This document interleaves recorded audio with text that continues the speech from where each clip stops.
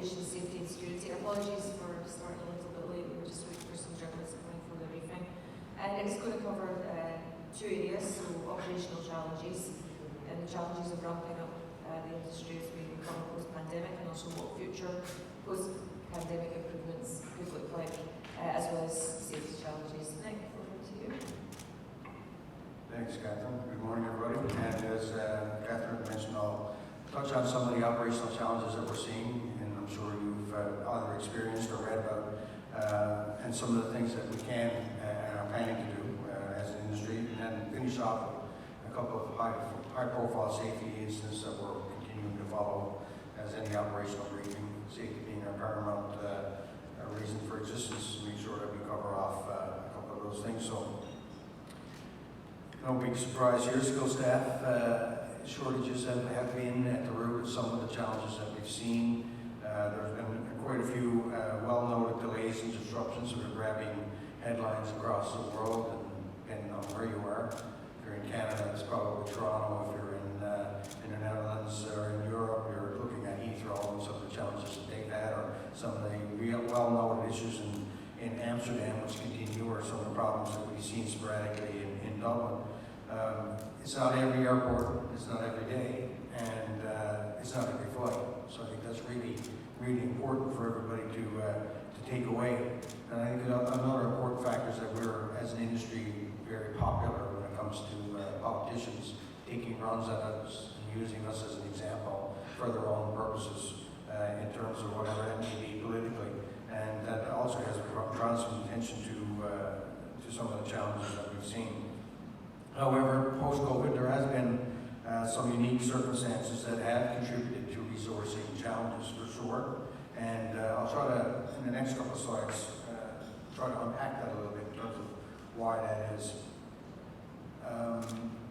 As you can see in the slide, there's been a massive exodus of staff from our industry, mostly on what would be considered the entry-level positions or non-skilled staff in a way, in terms of ground operations, airport operations, checkpoint security positions, etc. So there's been a significant amount of loss of people from that particular area.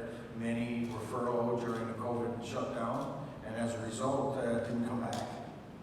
So the labor market also was very tight. We're competing with many industries now. We're also hiring. And a lot of people are selecting jobs that are less onerous, throwing bags on the ramp, working shift work, extreme weather conditions, regular operations, and the pay can be a challenge as well. So we're losing some of these people to other areas. There's also been some challenges which have been well noted in terms of security clearances, attaining those or obtaining those security clearances. In some cases, the UK was highlighted, taking 6 months for someone to get security cleared, badged in, so to speak, to work at an airport, which is clearly unsustainable. But on average, around 3 months to take that process, which would have been weeks in a pre-COVID world. So that's certainly not helping at the moment. Also keep in mind, and we take a lot of criticism for what's happening, unduly actually, because we shut down completely, and now we're ramping back up, and these flight schedules weren't put in the box yesterday. Airlines have been planning to fly these schedules for months, and so there is a lot of blame to go around, but certainly the airlines are owning them. So also been victimized by policy flip-flops, which have made starting difficult. Omicron, or the overreaction to, probably the best example, where we were already starting to restart the industry, and all of a sudden it came to a grinding halt once again. So, but I guess the good news is we will come out of this. Anything this industry is illustrated to its customers and the larger supply chain is that we get it, we figure it out quickly. 9/11 being the greatest example of that, but regional conflicts all over the world, volcanic ash, we will operationalize this, and we will get past some of the challenges that we're seeing today. But there are some things that we could be doing. So, in the short term, clear the backlog. Get the people their clearances yesterday. This doesn't have to be overly complicated, but for some reason we've made it complicated, and that needs to be addressed. But there's also a government issue there as well. You know, so some locations is not just clearance; you can't even get a passport. And passports are being prioritized because of the lack of staff. A number of countries come to mind in terms of some of the challenges that we're seeing there. But we also need to improve our onboarding processes. We will work with our industry partners over the course of the next little while to try to renew interest or rekindle interest into our business. We want to launch an awareness campaign in terms of what and why you would want to work in this industry. What are the attributes that would make someone want to work for an airline again? We need to work with our trade schools to look at apprenticeship programs.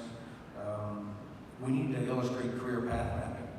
And I think that's something that is different from aviation in many ways compared to some other industries out there, because you really can start at the ground level in this business and make it all the way to the top. And that's just countless examples of that. So we need to make sure that people understand that there are lots of opportunities in this business beyond what you get hired for. And so that will be something that we'll be working on.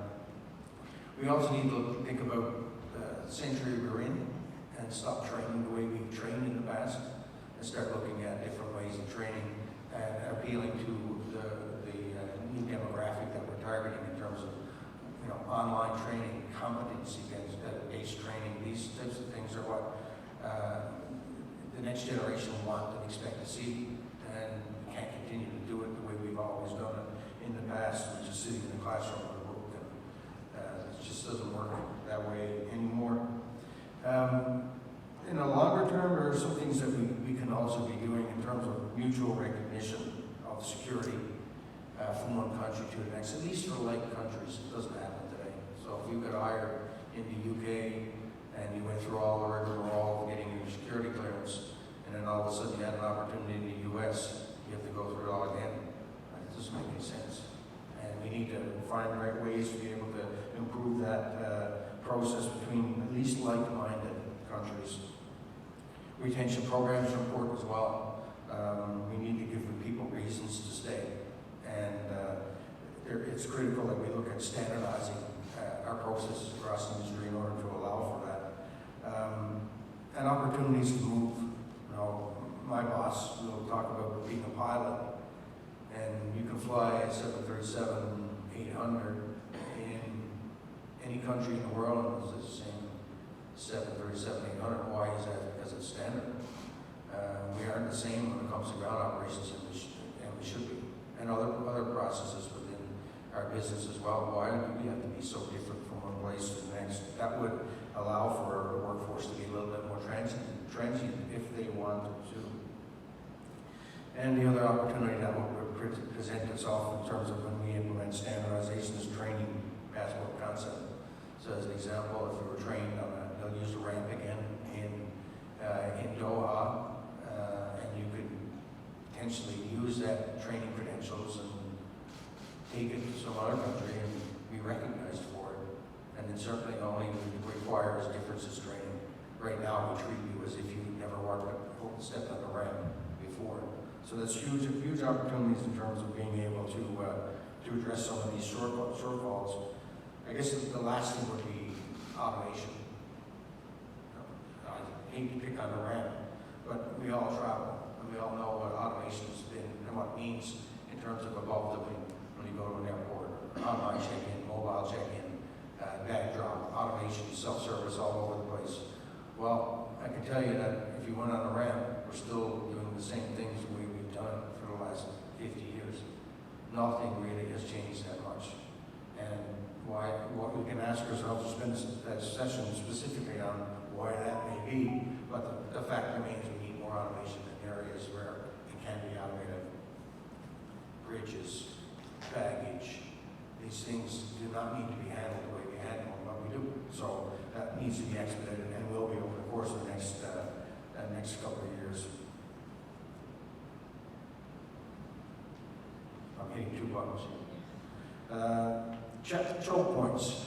So where are the problems? I think for where we're, by and large, where we're seeing most of the issues are either at check-in, at the checkpoint, sort of in terms of security, or customs or on arrival. That's not new.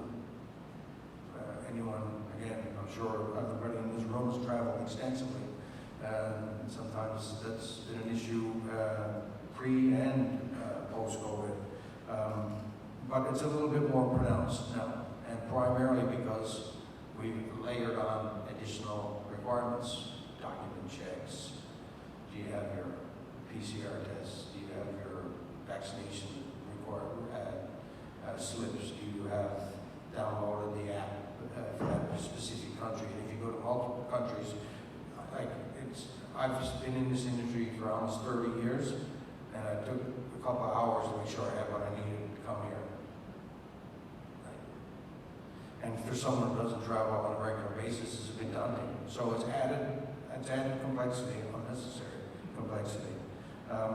Processing time used to be around an hour and a half on a good day, end to end, and now it's, and on a bad day, 3 hours, and now it can be much more than that, depending on where you are and what particular time of the day it is. Again, we need to focus on check-in and border control. We need to eliminate and automate and digitize some of these processes if they are to remain, and they need to be standardized, because we cannot continue to do things the way we're doing it from one country to the next, and nobody harmonized. And we have do a quarterly customer survey to give us sort of a flavor of where you want us to focus or where you think we can focus. And one particular question was on arrival. If you were to choose one element of the border control or immigration process that needs to improve, what is it? And no rocket science here. Nobody wants to queue ever. So, and we've been told this for years now. This continues to be the biggest area of opportunity. Everybody wants to use the e-gates, and I don't blame them. We actually need to expand the ability to use them. Great example recently, Portugal opened their e-gates to not only their own citizens, but people from the UK, US, Canada, like nations, so that they could use the automation and deal with the backlog. What a concept. So the more countries can do that, the better off we will be. And eliminating paper, obviously, is number 3. And I think even in the best of times pre-COVID, some of this paperwork that you fill out, you often have to wonder, where does it go? Because nobody could be reading these things. Hundreds of thousands that they get in a run of a day, but somewhere up along the line, it ticks a box for somebody. It needs to stop. So, some of the things that we believe can help, and because no crisis needs to be wasted, we will use this opportunity to push logical things that need to take place. Known travel programs is probably one that I think is the most obvious. Best example out there is TSA PreCheck, and without it, TSA would be a disaster right now. And it's come a long way. It still has challenges, but it is a good program, and not hard, not complicated to join, and it really makes a difference. And we need to leverage that, because they're one of the few countries in the world that has it. And the problem is we're making people do a redundant process at the security checkpoint for no good reason, other than the fact that regulations are in place that require it, even though 99% of the people using it are not a threat at all. That absolutely makes no sense whatsoever. So we need a trusted travel program, global, standardized, would go a long way. We certainly not going to see that in the near term or even the medium term. We can certainly find some countries that will be interested in leveraging off what is currently in place today, and TSA, as I said, is a good example. Automation, as much as possible. Not everybody has a self bag drops, not everybody has a check-in to the degree it needs to be. I mentioned the e-gates, more of them. We need to be able to leverage on that. And one thing that also being able to leverage is the information between customs and security. They act separately, but they do the same thing. And it makes no sense. They do not share information. So a customs official can get all the information they need from a security perspective through the various programs that are in existence today, like the API, Advanced Passenger Information System. Yet they don't share it with the security group at the front of the house. And if you were to white paper this exercise, there's no way you would design anything this way. So being able to leverage off both the front of the house in terms of checkpoint and arrival in terms of immigration will go a long way in being able to improve the situation we currently find ourselves in. Technology. Most hubs in the world have implemented computed tomography, CT scanning, but they don't use them. So they're there, but we're still taking our belts off, we're still taking our shoes off, we're still removing our laptops, and in some places iPads. It's not consistent. For no good reason other than the fact that money has been spent on the technology, but we haven't changed the regulations to reflect the new technology implemented. And this just, again, doesn't make any sense whatsoever, and it needs to be brought to the forefront. Liquids and gels is the same thing. It's not even a regulation. It's not a standard. ICAO has it as a recommended practice, and has had it as such for years. Governments have latched onto this thing and kept it in place. Again, with technology that can address the issue in terms of IEDs or improvised explosive devices, which is what it was intended to address, and it's still there. Because there's a reluctance to remove regulations, because no one wants us to be seen as making us, or perceived as making us less safe or less secure. But if the industry that's responsible for flying our customers and our crew and our assets around are asking for it, then we have to ask, is that regulation relevant anymore? So liquids and gels also need to be reviewed.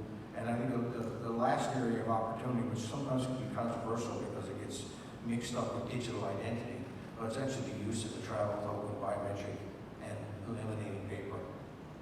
The advantages of that are immense, but right now it's all over the map, there's no standards. So the airlines will be able to use and some new biometrics in terms of boarding, check-in, but the checkpoint security is not.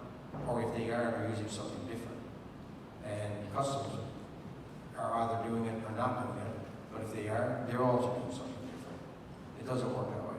We need one standard biometric that can be utilized for the passenger journey from end to end.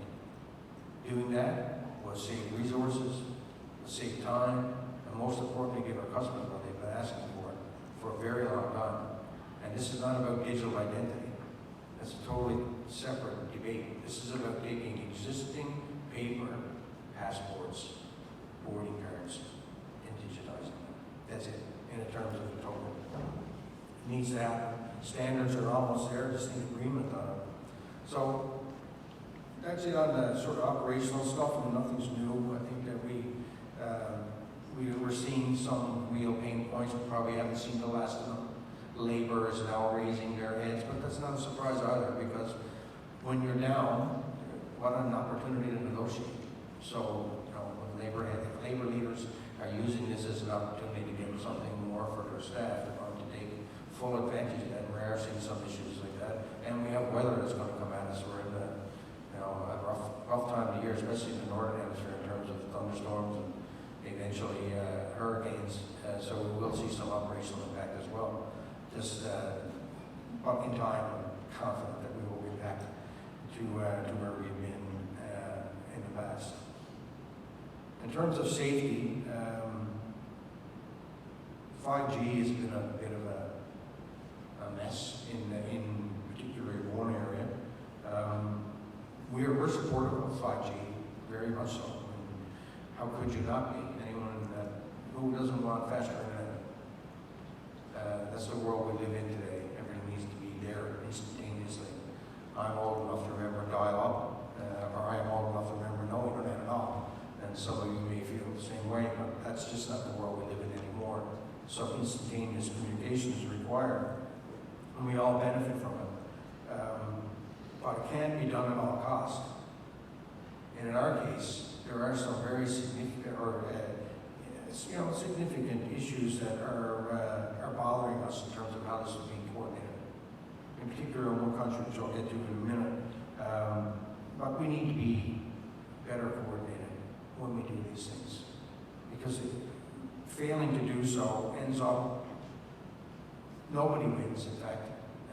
The telco industries don't get to implement their technology fast enough. The consumers don't get to utilize the technology at the rate at which they could. The aviation industry end up bearing costs. Customers end up losing flights or canceled flights, delays, and it just could be much better than that. But if we were to focus on, just on this screen shows what a radio or altimeter does, and why we're concerned about it from a safety perspective. So if there's interference in any of these things in the most crucial part of flight, which is landing, terrain avoidance,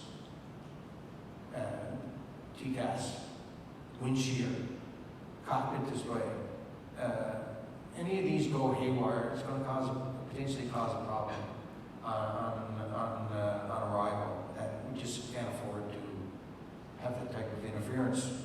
And why does that happen? The power of the transmitters themselves, the proximity around the airport of the transmitters, and the spectrum, which is right up against the spectrum being used for communication in terms of the radio altimeters themselves. So we need to find a way to coexist safely. Some have figured it out. So this is an example in France versus what's happening in the U.S. Illustrative of two countries doing something vastly different, and a little confounding as to why. So, in terms of markets where this has been done in our mind anyway, successfully, Canada, France, Thailand, United Kingdom, Japan, South Korea, Australia, they've all found ways to be able to implement and in a safe manner and not impact aviation to the degree that happened in the U.S. The U.S. has basically allowed power levels to be at a much higher rate, as you can see here. It's allowed it to be adjacent to spectrum in the aviation industry, meaning right next to the spectrum being used for the radio altimeters themselves. We've raised concerns about this and have been for years, and it's fallen on deaf ears, primarily because of the FCC and the National Telecommunication and Information Administration, the latter, which I'd never heard of before, completely ignored what we asked of them. As a result, the C-band rollout in January 2022 was a mess. We were taking phone calls and Seat Dog in the back of the room the day before, that night. Airlines canceling flights because they didn't know if they could operate or not. It's ridiculous. I couldn't believe what was happening. It's bizarre, in fact. We managed to get through it. We are operating and not compromising safety, but there's a bunch of ad hoc things in place that just aren't sustainable. So where do we find ourselves?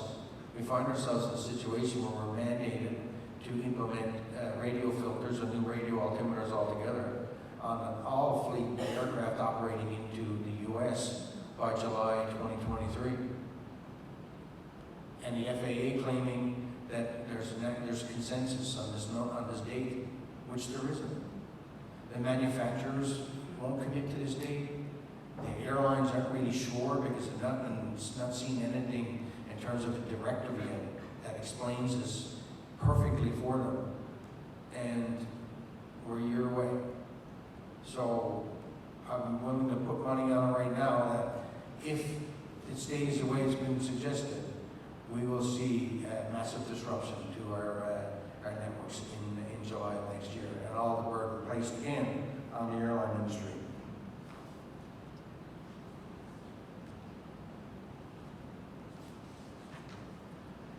So how do we solve it?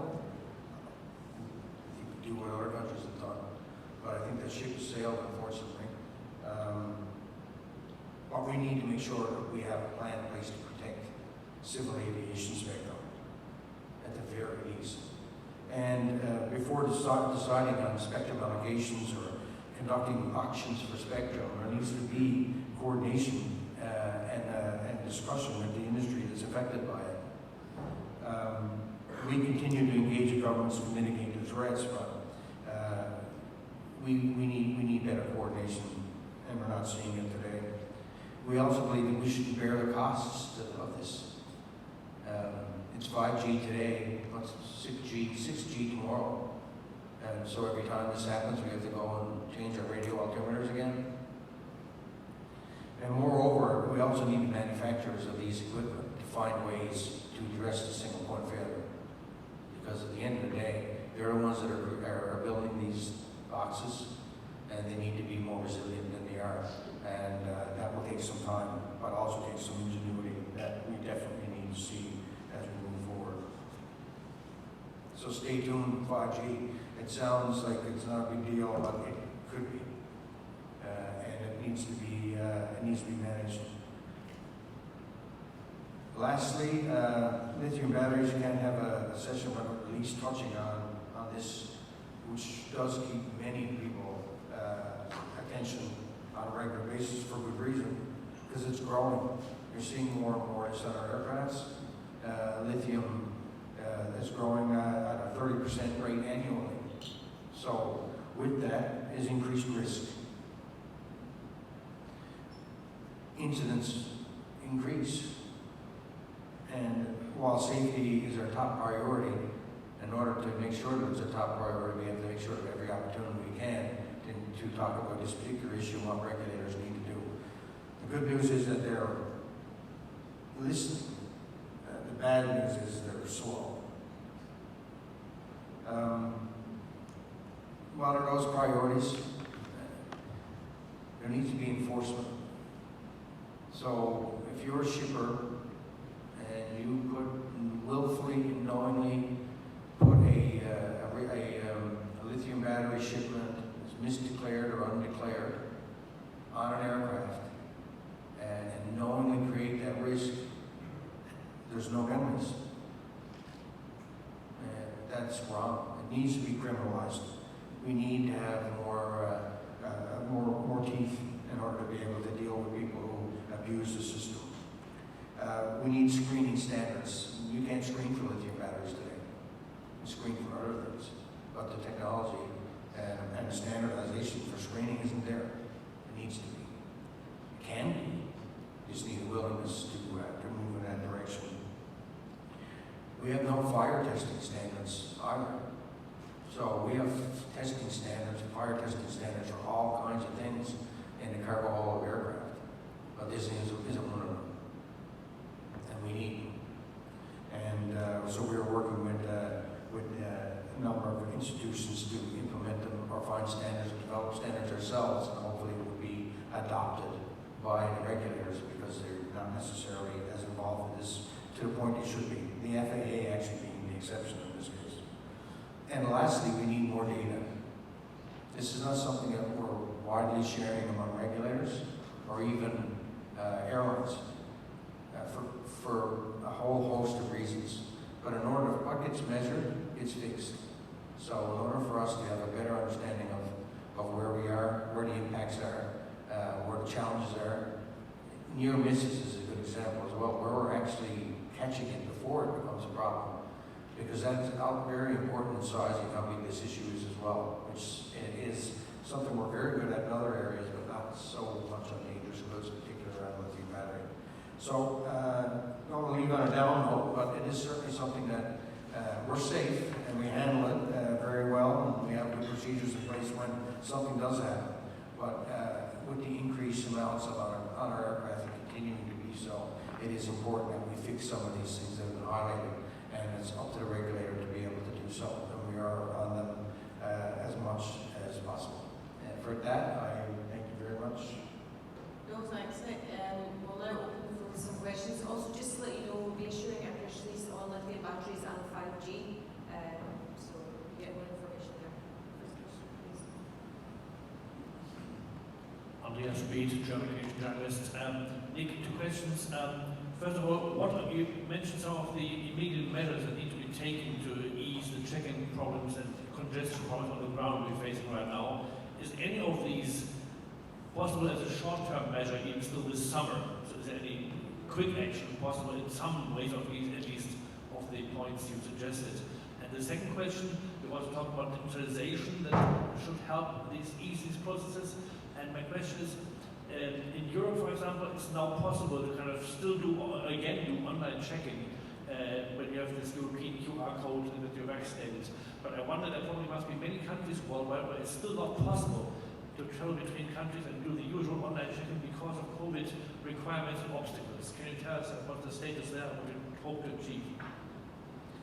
In terms of quick action, I think what we're seeing is there are more staff coming, and every day has been better than yesterday. So, throwing staff at the problem is probably the quickest thing that we can possibly do. There are certain instances, I think, there's been a reluctance to do it. I'm not 100% sure why, although it's been asked multiple times in terms of the checkpoint, whereas one of the bigger challenges that we're having at the moment is whether or not the use of police authorities or military would be possible to help ease some of the backlog. It's been done in the past, so I'm not sure why we haven't reached that point yet, where in certain locations in Amsterdam is probably the classic example where you would think that that's something that may be considered. Some schedule adjustments do, unfortunately, have been communicated and have been discussed in order to be able to help deliver a schedule. We're seeing that calls for that, in the UK in particular. We've seen a number of airlines make schedule adjustments. We're seeing it in Amsterdam as well, and the US are also indicating that they may be looking at potential schedule adjustments to allow for at least getting through the summer peak relatively unscathed. In terms of a standard, I think it'll go away before we end up to a position where you're going to be able to download a QR code, because even what it means to be vaccinated is not the same from one country to another. So I think that the attention in terms of, we were there at one point, about 6 months ago, we had the travel pass, which we'd initiated and constructed, which could have done exactly what everyone was asking for, could have ingested this QR code, made it standard. And governments now, attention just isn't there. So I think we're going to see it go away as opposed to it actually being fixed. Any more questions?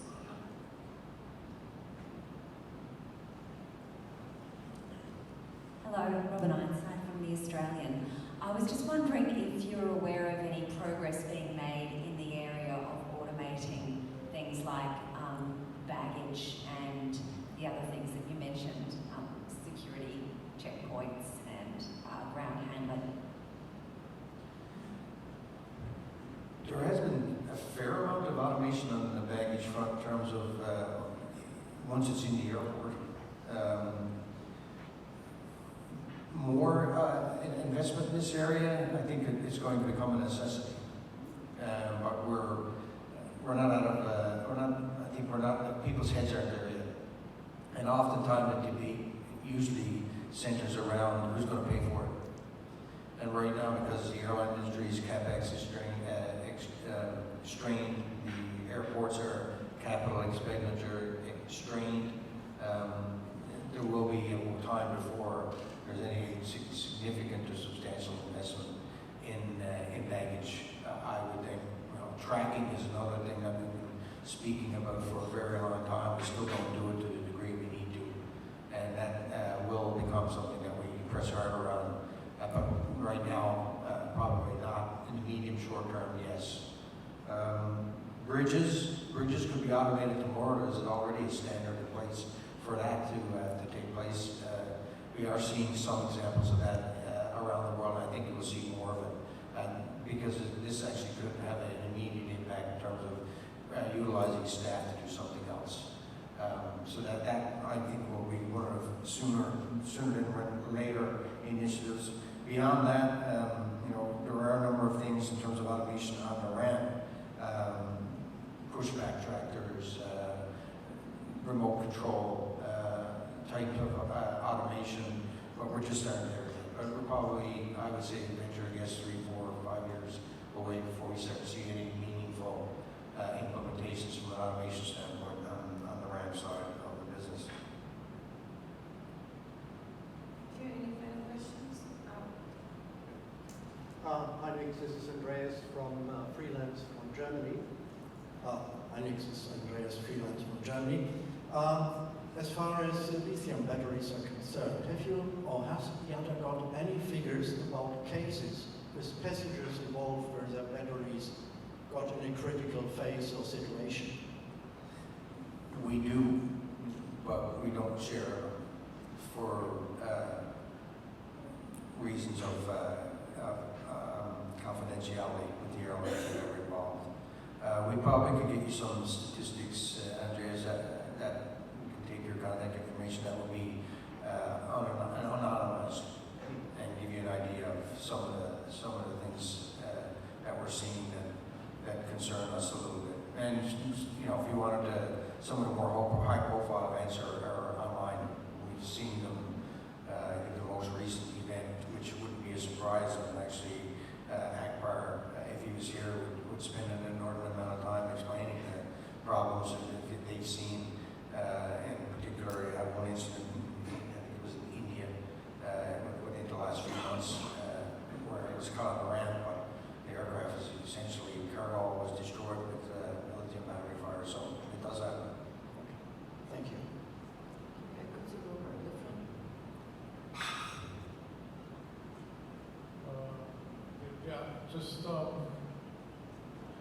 What could airlines have done better for the ramp up?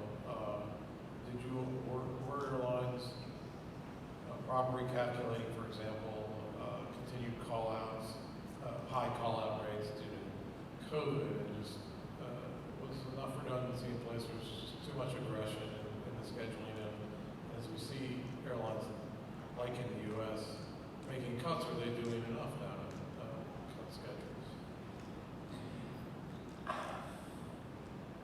I think nobody could truly estimate the impact that sick calls could potentially have had. Every airline would have factored in a higher rate of sick, for sure, in their planning. And I think what we're seeing, the U.S. being maybe somewhat a little different, but by and large, the issues are mostly in the airport, not in the ability to crew aircraft. Seeing it a little bit more predominant on the regional side in the U.S. than on the mainline side. But there's a volume issue. Could we have foreseen it? I think we're finding out things that the government wasn't necessarily clear on with their abilities to be able to staff up certain areas, particularly immigration and on the security front. Could we have been better? I don't know. Have they been overly aggressive with their schedules? I don't think so. The U.S. domestic market was almost at the 2019 levels for like 12 months.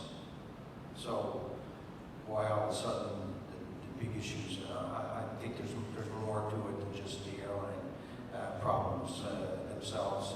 Other parts of the world a little bit differently. Your neighbor of the north, Canada, has been asleep at the switch from a government perspective, and seeing the issues that has created for consumers, particularly in their big hub in Toronto, but also in the smaller places of Montreal and Vancouver as well. And like I mentioned earlier, some challenges in specific airports in Europe. But these are teething pains. I think we're going to get through it. Thank you. I think we'll wrap it up there because the next briefing has started in the main plenary, and that's focused on regulatory and financial challenges covering slots, lithium batteries, and the CFO insights panel. Nick will be available for a few minutes if there's any questions we missed. Thank you everybody for your time. Thank you.